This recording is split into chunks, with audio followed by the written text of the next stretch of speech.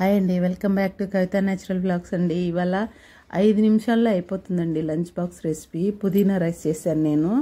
ఎంత టేస్ట్ ఉందంటే చాలా బాగుంది. నేను చేసే విధంగా చేసుకుంటే చాలా టేస్టీగా ఉంది.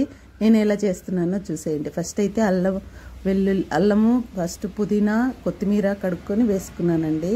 పచ్చిమిర్చి వేసుకుని మిక్సీ పట్టేసుకున్నాను. మిక్సీ పట్టేసుకున్న తర్వాత పక్కకు తీసి పెట్టేసుకున్నాను. ఇది పక్కకు తీసి పెట్టేసుకుని ఒక ఉల్లిపాయ, ఒక చిన్న సైజు ఉల్లిపాయ అయినా పెద్ద సైజు, ఎలా ఉల్లిపాయలు కొంచెం ఎక్కువ తినేవాళ్ళనుకుంటే కొంచెం ఎక్కువ వేసుకోవచ్చు. ఇలా ఒక ఉల్లిపాయ కట్ చేసుకుని చిన్న చిన్న ముక్కలుగా పక్కన పెట్టేసుకోవాలి. పోపుకు కొంచెం ఒక 2 స్పూన్ల ఆయిల్ ఎక్కువైందనేసి నేను కొంచెం తీసాను. పోపు దినుసులు వేసుకుని వేయించుకోవాలండి. అన్నీ మంచిగా వేయించుకున్న తర్వాత ఉల్లిపాయలు వేసుకోవాలి. ఉల్లిపాయలు వేసుకుని బాగా దోరగా వచ్చేటట్టుగా వేయించుకోవాలి. వేయించుకొని నాకు ఇక్కడ ఏమైందంటే కొంచెం ఆయిల్ తీసేసరికి కొంచెం సిమ్లో పెట్టేసరికి వేగట్లేదు. అందుకనేసి కొంచెం బాగా వేపుకోవాలి. ఎందుకంటే తిరగవాత బాగా మంచిగా వేగితేనే పోపు బాగుండేది, కూరకు టేస్ట్ వచ్చేది ఫ్రైకి.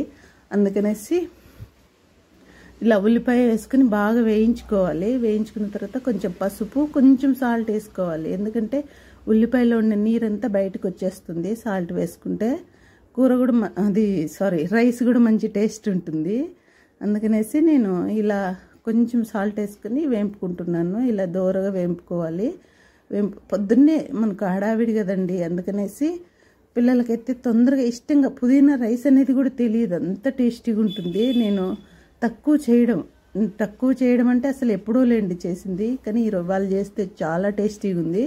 ఆ ఉల్లిపాయ వేగిన తర్వాత ఈ పేస్ట్ ఏదైతే ఉందో, పుదీనా కొత్తిమీర పచ్చిమిర్చి పేస్ట్ ఏదైతే ఉందో అది వేసుకొని కొంచెం పచ్చివాసన పోయేంత వరకు బాగా వేంపుకోవాలి.